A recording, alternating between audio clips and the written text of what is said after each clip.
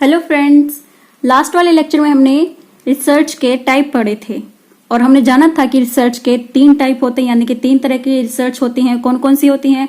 Fundamental research, applied research and third हमने नाम पढ़ा था एक्शन रिसर्च। और इन तीनों में से हमने 2 रिसर्च काफी डिटेल में पढ़ी थी जिसका नाम था फंडामेंटल और अप्लाइड रिसर्च। दोनों को ही हमने काफी डिटेल से पढ़ा था और इनका कंपैरिजन करके भी देखा था ताकि हमारे जो डाउट हैं वो क्लियर हो जाएं। तो आज हम करेंगे थर्ड टाइप, जो हमने देखी थी कि क्या थी थर्ड टाइप, एक्शन रिसर्च। आज हम एक्शन रिसर्च को बड़ी डिटेल से पढ़ेंगे और इसे हिंदी में कहा जाता है क्रियात्मक अनुसंधान। क्या कहा जाता है इसे हिंदी में? क्रियात्मक अनुसंधान। तो चलिए शुरू करते हैं अपने आज के इस टॉपिक को। मैं मंजीत कौर और स्वागत है आपका अपने यूट्यूब चैनल जिसका नाम है हेल्प योरसेल्फ। तो आज हम पढ़ेंगे एक्शन रिसर्च के बारे में। तो एक्शन रिसर्च क्या होती है? इसे हिंदी में कहा जाता है क्रियात्मक अनुसंधान। और इसमें क्या होता है, इसमें किसी भी प्रॉब्लम का सॉल्यूशन प्रोवाइड किया जाता है। कैसे किया जाता है? इमीडिएट प्रॉब्लम का, जो इमीडिएट जो प्रॉब्लम हमारे सामने आती है उसके सॉल्यूशन के ऊपर फोकस किया जाता है, यानी कि तुरंत कार्यवाही शुरू हो जाती है। On the spot solution. अगर कहा आपको किसी सेंटेंस में लिखा हो कि ऑन द स्पॉट सॉल्यूशन कौन सी रिसर्च में होता है, तो आप बता सकते हैं कि यह होता है एक्शन रिसर्च में।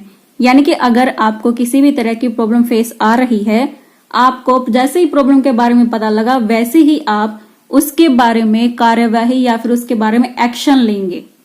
यानी कि उसके बारे में सॉल्यूशन फाइंड आउट करने के लिए आप तभी के तभी काम करना शुरू कर देंगे, प्रॉब्लम का सॉल्यूशन ढूंढना शुरू कर देंगे। इसलिए भी आप इसको याद कर सकते हैं कि जैसे ही प्रॉब्लम पता चली वैसे ही एक्शन लेना। और ये कौन सी टाइप होगी? एक्शन रिसर्च, यानी कि तुरंत कार्यवाही शुरू कर देना, ये होता है एक्शन रिसर्च में। तो अगर आप इसके बारे में लिखना चाहते हैं तो हम लिख भी सकते हैं, इट प्रोवाइड्स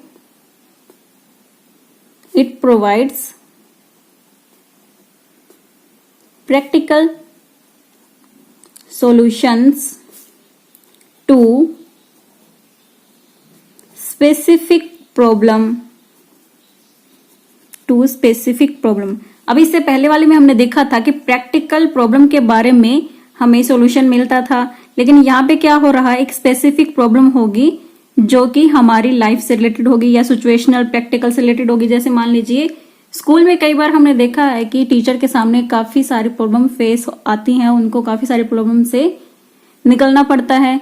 तो उनके लिए तभी के तभी सॉल्यूशन प्रोवाइड करवाना। तो टीचर जो मोस्टली जो टॉपिक या कोई भी टॉपिक हो या फिर कोई भी बच्चे से रिलेटेड प्रॉब्लम आती है टीचर के सामने, तो टीचर तभी के तभी उस प्रॉब्लम को फाइंड आउट करने या फिर उस प्रॉब्लम को सॉल्यूशन ढूंढने के बारे में जब काम करने लग जाता है तो उसे कहते हैं action research.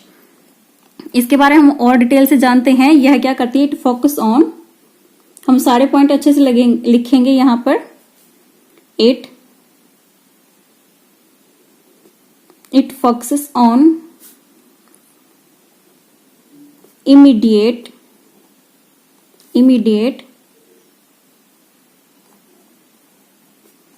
problems and their available solutions।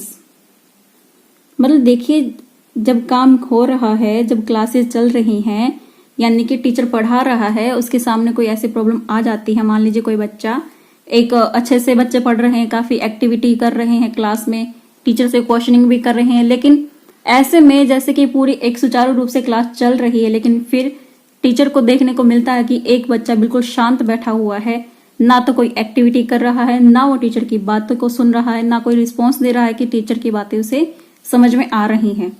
तो ऐसे टाइम पर टीचर उसकी प्रॉब्लम को जानेगा। प्रॉब्लम क्या है टीचर के सामने? यहाँ पर प्रॉब्लम है टीचर के सामने कि बच्चा एक्टिव नहीं है, बच्चा टीचर की बातों को समझ नहीं रहा है, तो ये उसके सामने प्रॉब्लम हो गई। अब इस प्रॉब्लम का सॉल्यूशन ढूंढने के लिए टीचर इमीडिएट एक्शन करेगा, बच्चे के पास जाएगा, उससे पूछेगा या फिर बाकी उनके जो फ्रेंड्स हैं बच्चे के उनसे पूछेगा। तो बच्चे की प्रॉब्लम का सॉल्यूशन तभी के तभी ढूंढने लग गए टीचर। तो उन्होंने कैसे रिसर्च को फाइंड आउट किया, कैसे रिसर्च को अपनाया, तो वह रिसर्च हुई एक्शन रिसर्च। इसके बारे में और भी हम लिख लेते हैं कि एक्शन रिसर्च सिर्फ टीचर ही नहीं, हम खुद भी कर सकते हैं अपने लिए। तो इसको देखिए, इसके लिए पॉइंट हमारे क्या है, it is self evaluating, it improves the work condition and practices at the people who conduct the research. अब देखिए, यहां पर सिर्फ हम ये नहीं कह सकते कि यह रिसर्च टीचर के लिए, एक स्टूडेंट के लिए ही अच्छी है। यह रिसर्च हम खुद भी कर सकते हैं। जो रिसर्च करने वाला होता है खुद को सेल्फ इवेल्युएट, यानी कि वह खुद का मूल्यांकन कर सकता है और अपने जो प्रैक्टिस होती, कंडीशन होती, जहां पर वह काम कर रहा होता है उसका अपने एक बेहतर तरीके से काम करना सीखेगा, अपने आप में निखार लाएगा। अपनी प्रैक्टिस को इम्प्रूव करने के लिए भी एक्शन रिसर्च को अपनाया जाता है। और इसके साथ साथ में एक्शन रिसर्च किन किन के द्वारा की जा सकती है, यह भी क्वेश्चन आता है। तो यहां पर हम लिख लेते हैं हु कंडक्ट। तो इसको कौन कौन कर सकता है, तो इसको यह की जा सकती है सुपरवाइजर्स, टीचर,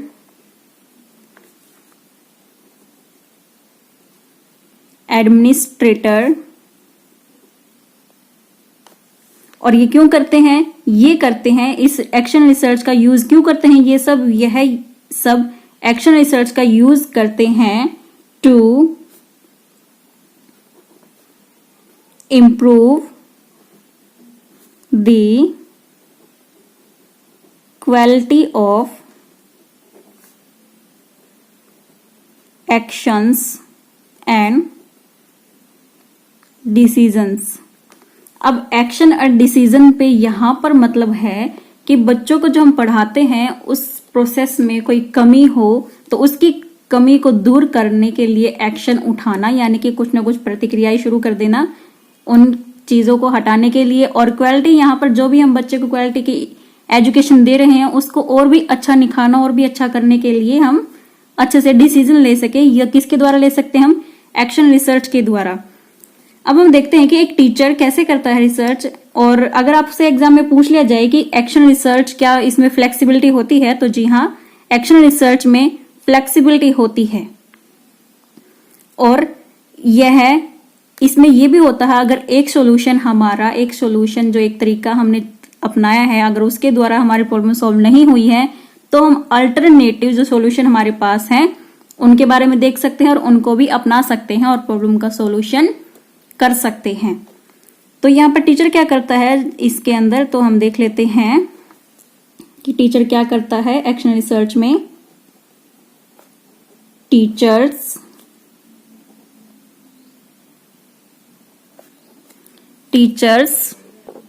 तो यहाँ पर टीचर क्या करता है, देखिए, teacher generally conduct action research as an extension of particular school improvement plans, project और गोल। तो टीचर जनरली क्या करता है, एक्शन रिसर्च का यूज क्यों करता है कि अपने जो स्कूल के इम्प्रूवमेंट प्लान है या कोई प्रोजेक्ट है, जो भी एम वो पाना चाहते हैं, उनको और भी अच्छे से इम्प्रूव कर सके, उनमें और भी सुधार कर सके, और क्या क्या उनमें ऐड करने की जरूरत है, ये सभी उनको कहाँ से प्राप्त होगा, एक्शन रिसर्च करने से पता चलेगा। और अच्छे इफेक्टिव तरीके से अपने स्कूल के प्लान्स, प्रोजेक्ट और गोल हैं उनको अच्छे से पूरा कर पाएगा। तो इसलिए यहां पर कहा गया है action research is closely related to a school reform strategy. तो यहाँ पे जितनी भी स्ट्रेटेजी होती हैं ये सभी एक्शन रिसर्च एक स्कूल के जो हमारा प्रोग्राम होता है पूरा, उससे काफी क्लोजली, निकटस्थ, बहुत ही करीब होती हैं। यानी कि एजुकेशन में एक टीचर और स्टूडेंट के सुधार के लिए, उनके रिलेशनशिप के लिए एक्शन रिसर्च का यूज काफी इफेक्टिव माना जाता है। और एक्शन रिसर्च स्कूल में काफी इफेक्टिवली यूज की जाती है। तो अभी अभी हमने देखा कि एक्शन रिसर्च का क्लोजली रिलेशन है स्कूल से, टीचर से और स्टूडेंट से। तो इसके लिए चलिए हम एक्शन रिसर्च को और अच्छे से जानने के लिए हम देख लेते हैं एक प्रॉपर डेफिनेशन। यह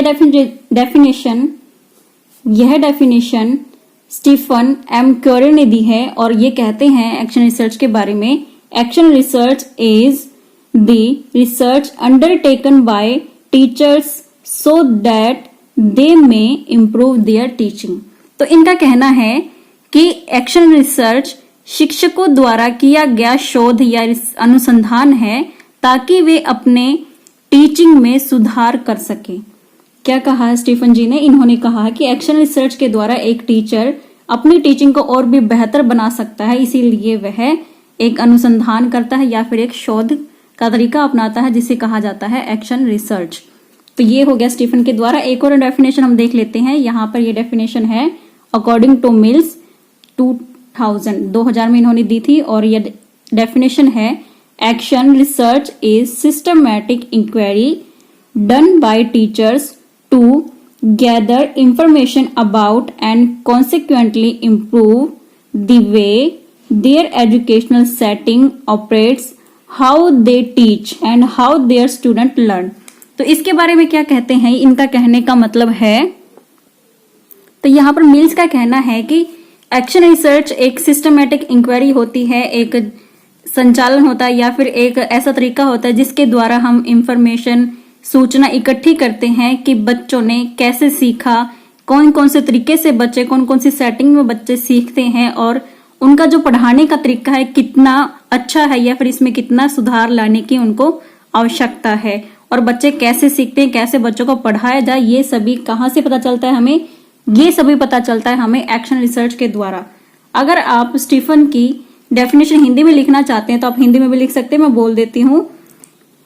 एक्शन रिसर्च या फिर क्रियात्मक अनुसंधान शिक्षकों द्वारा किया गया शोध है ताकि वे अपने टीचिंग में सुधार कर सकें। तो यह तो थी डेफिनेशन। अब हम देख लेते हैं कि इसमें एक्शन रिसर्च में इसका नाम सबसे पहले किसने लिया था।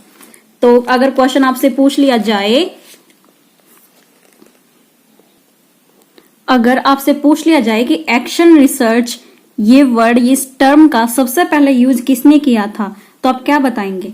तो आप देखिए यहां पर हम जानते हैं अब एक्शन रिसर्च, आप सभी नोट करेंगे इस बात को।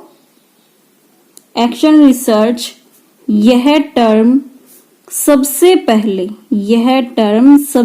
पहले यूज की थी या फिर दी थी किसने? कर्ट लेविन ने। अब आपको ये नाम याद आ रहा होगा कि कर्ट लेविन आपने कहीं और भी सुना था। तो कर्ट लेविन आपने कहाँ सुना था? कर्ट लेविन आपने सुना था कि इन्होंने एक थ्योरी दी है, उस थ्योरी का क्या नाम है? फील्ड थ्योरी या फिर हम इसे स्पेस थ्योरी भी कह सकते हैं। और आप इस थ्योरी को डिटेल में पढ़ सकते हैं, लर्निंग की थ्योरी में जाकर आपको इस थ्योरी का लिंक मिल जाएगा उस प्लेलिस्ट में। तो चलिए हम यहाँ पर पढ़ रहे थे कि एक्शन रिसर्च यह टर्म सबसे पहले दी थी कर्ट लेविन ने, और इन्होंने दी थी, कर्ट लेविन ने कब दी थी? 1944 में इन्होंने दी थी और इन्होंने एक बुक लिखी थी। वह बुक का क्या नाम है? यह बुक कब लिखी थी? 1944 में। और इन बुक का क्या नाम है? इस बुक का नाम है एक्शन रिसर्च एंड यहां पर लिख देती हूं मैं माइनॉरिटी। यह बुक उन्होंने लिखी थी 1944 में लिखी थी और यह पेपर इनका एस्टैब्लिश हुआ था, इससे रिलेटेड एक उन्होंने पेपर भी लिखा था और रिसर्च पेपर, इन्होंने एक्शन रिसर्च के बारे पेपर भी लिखा था। और वह पेपर इनका कब हुआ था एस्टैब्लिश? एक्शन रिसर्च पे पेपर लिखा था, यह इन्होंने पब्लिश किया था 1944 में।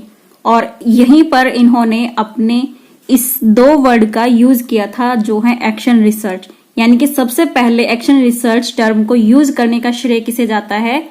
कर्ट लेविन को जाता है। और इन्होंने इससे रिलेटेड एक बुक लिख दी, एक पेपर लिख दिया, रिसर्च पेपर, और यह रिसर्च पेपर है एक्शन रिसर्च एंड माइनॉरिटी। और यह पेपर कब पब्लिश हुआ था? यह पब्लिश हुआ था 1946 में। और एक क्वेश्चन आपसे और पूछा जा सकता है, आपसे पूछा जा सकता है कि एक्शन रिसर्च का एजुकेशन में किसने यूज किया था? तो यहां पर हम लिख लेते हैं action research use, action research का यूज इन एजुकेशन, यानी कि एजुकेशन में, शिक्षा में क्रियात्मक अनुसंधान या एक्शन रिसर्च का यूज सबसे पहले किसने किया था? ये क्वेश्चन हमें देखने को मिल सकता है एग्जाम में। सबसे पहले यूज यह किया था, अभी अभी हमने 2 डेफिनेशन पढ़ी थी और सबसे पहले डेफिनेशन हमने किसकी पढ़ी थी? स्टीफन की। तो यह यूज किया था स्टीफन एम कोरे ने यूज किया था यह वर्ड शिक्षा में, और यह कब किया था? इन 1951 में। और इनकी एक बुक थी, इन्होंने एक बुक भी लिखी इसके बारे में, और बुक का नाम भी आपको एग्जाम में पूछा जा सकता है। तो स्टीफन ने सबसे पहले एजुकेशन में एक्शन रिसर्च का यूज किया था, और उन्होंने यह यूज किया था 1951 में, और उन्होंने एक बुक भी लिखी जिस बुक का नाम है action research to improve school practices. तो सीधा सीधा नाम से ही पता चल रहा है कि यह स्कूल के प्रोग्राम से रिलेटेड है, जिनसे स्कूल के जो प्रैक्टिसेस हैं या फिर स्कूल के जो काम होते हैं उनमें इम्प्रूवमेंट किया जा सके। और इसके साथ देखिए एक और इम्पोर्टेंट बात है कि एनसीईआरटी में भी इनका योगदान रहा है, थोड़ा नहीं काफी योगदान रहा है। और एनसीईआरटी में ये सलाहकार के रूप में इन्होंने काफी काम किया था। एनसीईआरटी, तो एनसीईआरटी की कब हुई थी स्थापना? यह हुई थी 1961 में। लेकिन जब 1962 में स्टीफन यहां सलाहकार के रूप में आए, कौन आए? सलाहकार के रूप में काम किया था। किसने काम किया था? स्टीफन ने यहां पर सलाहकार के रूप में काम किया था एनसीईआरटी में। और इसी बुक से रिलेटेड इन्होंने एनसीईआरटी में एक्शन रिसर्च से रिलेटेड काफी अच्छे से बताया था कि कैसे कैसे स्कूल में इम्प्रूवमेंट होना चाहिए, कौन कौन सी चीजों में इम्प्रूवमेंट की जरूरत है, ये सभी इनके सलाह के रूप में इन्होंने काम किया था। अब देखते हैं हम एक्शन रिसर्च कैसे की जाती है और इसके स्टेप क्या होते हैं। तो अब हम हेडिंग डालते हैं स्टेप ऑफ एक्शन रिसर्च। तो एक्शन रिसर्च को करने के कितने स्टेप होते हैं ये हम आज डिटेल से पढ़ेंगे। और यह स्टेप दिए थे होरलोड ने, एंडरसन ने। एक्शन रिसर्च के स्टेप दिए थे एंडरसन ने, और इन्होंने कितने स्टेप बताए? इन्होंने स्टेप बताए 8। इन्होंने 8 स्टेप बताए, और यह स्टेप भी इन्होंने अपनी एक बुक में बताए थे। तो ये बुक भी हम देख लेते हैं कौन सी बुक थी। एंडरसन ने अपनी बुक में 8 स्टेप बताए, और यह बुक थी an introduction to the projective technique. तो इन्होंने अपनी बुक लिखी थी an introduction to the projective technique, और इसमें इन्होंने 8 स्टेप बताए थे। किसने बताए थे? एंडरसन ने बताए थे। और किसके बताए थे? एक्शन रिसर्च के। तो चलिए हम जानते हैं एक्शन रिसर्च के क्या क्या टाइप हो सकते हैं, तो हम बड़ी डिटेल में पढ़ेंगे। पहला स्टेप है हमारा फर्स्ट स्टेप। तो फर्स्ट स्टेप में क्या किया जाता है? फर्स्ट स्टेप है आइडेंटिफाइंग ए प्रॉब्लम। यानी कि एक्शन रिसर्च, कोई भी रिसर्च तब शुरू होती है जब कुछ प्रॉब्लम फेस होती है, यानी कि कोई ना कोई प्रॉब्लम होती है तभी कोई एक्शन रिसर्च शुरू होती है। तो सबसे पहले जरूरी है कि एक प्रॉब्लम को आइडेंटिफाई किया जाए। एक प्रॉब्लम होनी चाहिए और प्रॉब्लम को हम पहचान ले कि प्रॉब्लम क्या है, उसका स्पेसिफिक नाम हमें पता हो कि प्रॉब्लम क्या है, और प्रॉब्लम ऐसी समस्या हो जिसे टेस्ट किया जा सके, जिसे सॉल्व किया जा सके। और ये भी कहा जा सकता है कि प्रॉब्लम शुड बी क्या होनी चाहिए, मीनिंगफुल होनी चाहिए। It should be something that the teacher wants under control, और ये ऐसी प्रॉब्लम होनी चाहिए जो टीचर के कंट्रोल में हो।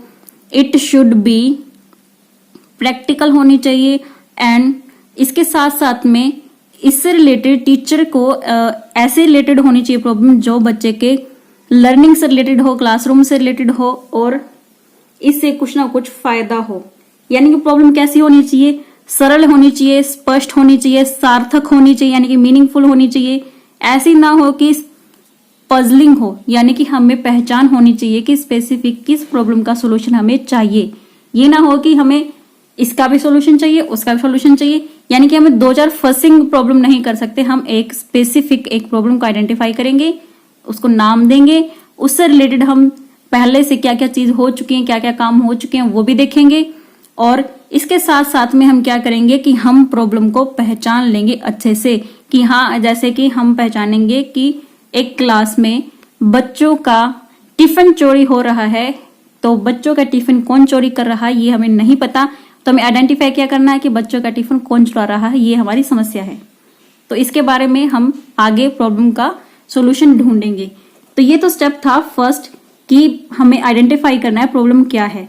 और इस तरह से हम वो भी ले सकते हैं कि जैसे कि बच्चा ADHD का डिसऑर्डर किसी को होता है, ADHD हो, यानी कि बच्चे का एक्शन, ये क्या होता है, ADHD से रिलेटेड अगर बच्चा है तो उसका हम आइडेंटिफाई कर लेंगे हाँ बच्चे में ADHD है।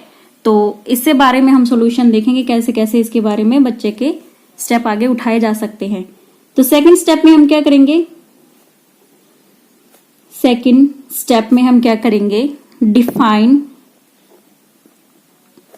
Defining a problem.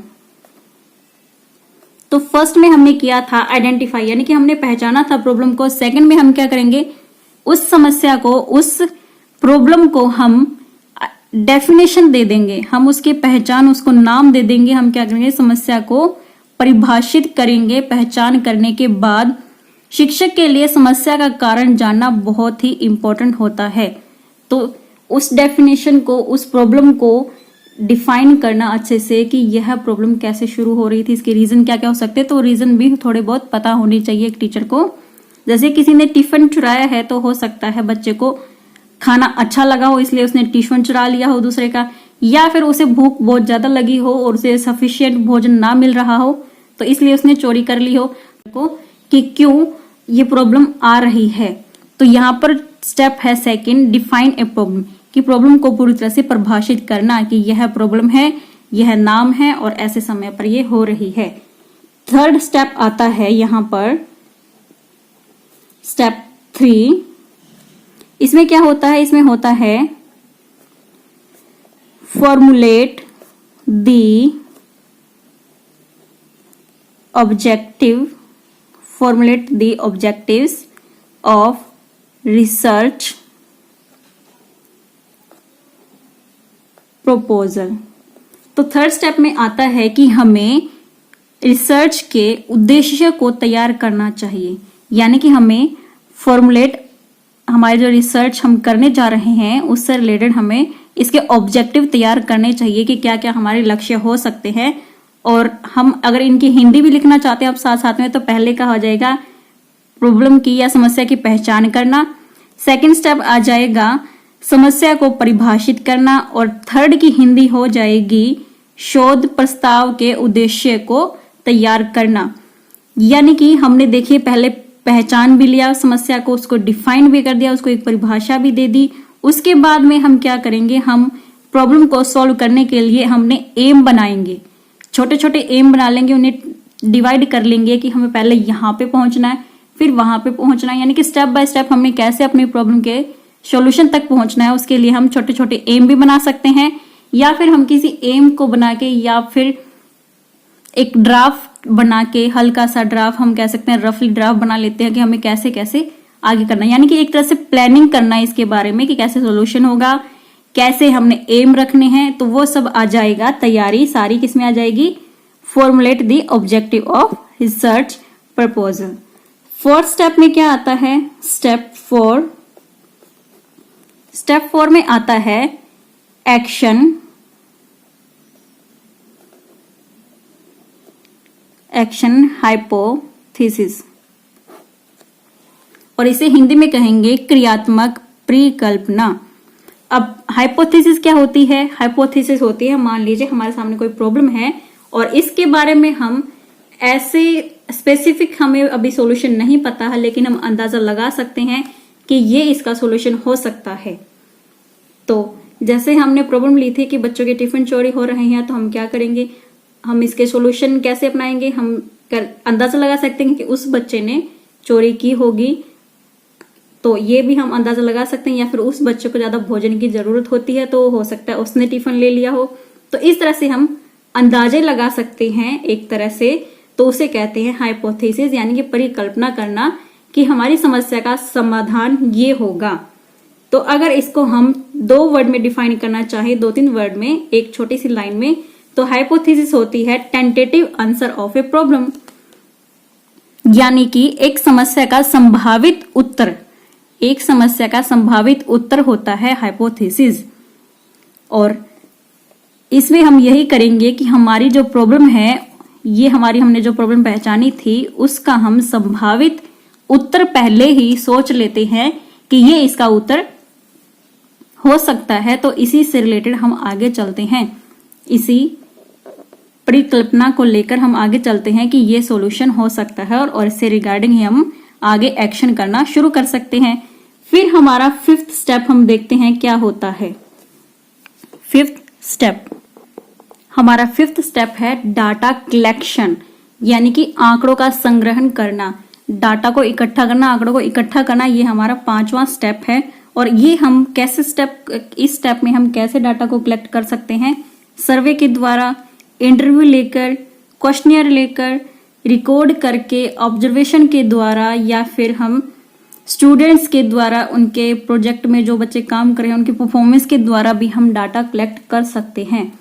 और जैसे कि हम प्रॉब्लम थी हमारी कि बच्चे का टिफिन चोरी हो रहा है, तो हम दूसरे बच्चों से पूछ सकते हैं कि क्या आपने किसी को देखा, क्या आपका भी चोरी हुआ है, आपने कितना खाया। इस तरह से हम उनसे इंटरव्यू के द्वारा या फिर उनको ऑब्जर्व करके या फिर पूछताछ करके हम डाटा कलेक्ट कर सकते हैं।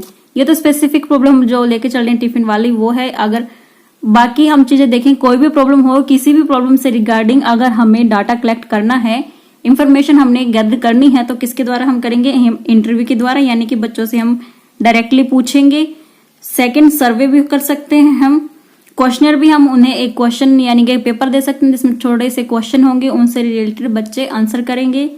और रिकॉर्ड भी कर सकते हैं हम बच्चों के सैंपल्स को, बच्चों के जो भी वो बता रहे हैं उनको हम रिकॉर्डिंग भी कर सकते हैं, ऑब्जर्व भी कर सकते हैं, और बच्चों को एक प्रोजेक्ट भी दे सकते हैं जिससे उनकी परफॉर्मेंस के द्वारा हम डाटा कलेक्ट कर सकते हैं। तो ये तो था हमारा 5th स्टेप। तो कैसे कैसे कर सकते हैं हम डाटा कलेक्ट? जैसा कि मैंने लिखा है, इंटरव्यू, सर्वे, क्वेश्चनर, रिकॉर्डिंग करके या ऑब्जर्व करके या परफॉर्मेंस को देखकर हम डाटा कलेक्ट कर सकते हैं। अब देखते हैं 6 स्टेप में क्या होता है, क्योंकि हमने कितने स्टेप बताए थे? हमने 8 स्टेप बताए थे। तो 6 स्टेप है हमारा प्लान इम्प्लीमेंटेशन। प्लान इम्प्लीमेंटेशन, तो इसको हिंदी में क्या कहते हैं? इसे हिंदी में कहते हैं योजना का कार्यान्वयन होना, यानी कि शुरुआत होना, उसको एक इम्प्लीमेंट करना, इम्प्लीमेंशन करना किसी भी चीज के बारे में। तो देखिए, पहले हमने आइडेंटिफाई किया प्रॉब्लम को, फिर उसको डिफाइन भी किया हमने, फिर एक हाइपोथेटिक सॉल्यूशन भी हमने ढूंढ लिया, फिर हमने डाटा कलेक्ट किया। और हम अब क्या करेंगे? जो भी हमने योजना बनाई थी, जो हमने एम बनाए थे, जो एक कच्चा सा ड्राफ्ट सा हमने बनाया था कि कैसे कैसे हमें काम करना है, अब हमें डाटा कलेक्ट भी कर लिया। तो डाटा कलेक्ट करने के बाद टीचर क्या करेगा?